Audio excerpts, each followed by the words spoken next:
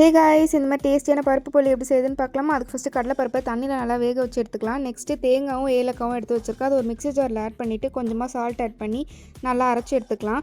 தென் இப்போ அடுப்பில் ஒரு பேன் வச்சுட்டு இந்த அரைச்சி வச்சுருக்க மிக்ஸி எல்லாத்தையும் எடுத்து போட்டு நல்லா கொஞ்சம் மிக்ஸ் பண்ணிக்கலாம். தென் சைட் பை சைட் பருப்பு எடுத்து வச்சுருக்கோம்ல, அதையும் வந்து நல்லா மிக்ஸி ஜாரில் ஆட் பண்ணி அரைச்சிட்டு அதையுமே அதில் சேர்த்துக்கலாம். ஸோ இப்போ இது ரெண்டுத்தையும் நல்லா மிக்ஸ் பண்ணிவிட்டு நான் நாட்டு சக்கரை எடுத்துக்கிறேன். நீங்கள் வெல்லம் தேவைன்னா கூட அதை எடுத்துக்கலாம். நான் நாட்டு சக்கரை ஆட் பண்ணி நல்லா அதையுமே மிக்ஸ் பண்ணிக்கிறேன். அது பார்த்திங்கன்னா கொஞ்சமாக தண்ணி விடும். நல்லா கைவிடாமல் கலரிட்டே இருக்கணும், இல்லைனா வந்து அடி பிடிச்சிக்கும். ஸோ இந்த நல்லா மிக்ஸ் பண்ணிவிட்டு எடுத்துக்கிட்டால் ஸ்டஃபிங் ரெடி. நெக்ஸ்ட்டு மைதா மாவு எடுத்துகிட்டு கொஞ்சமாக சால்ட் ஆட் பண்ணி கொஞ்சமாக வாட்டர் ஆட் பண்ணி சப்பாத்தி மாவு அளவுக்கு பிசைஞ்சு வச்சுக்கலாம். இப்போ கொஞ்சமாக மாவு எடுத்துகிட்டு நம்ம ரெடி பண்ணி வச்சுருக்க ஸ்டஃப்பை வந்து உள்ளே வச்சு ஸ்டஃபிங் பண்ணி நல்லா திரட்டி எடுத்துக்கணும்.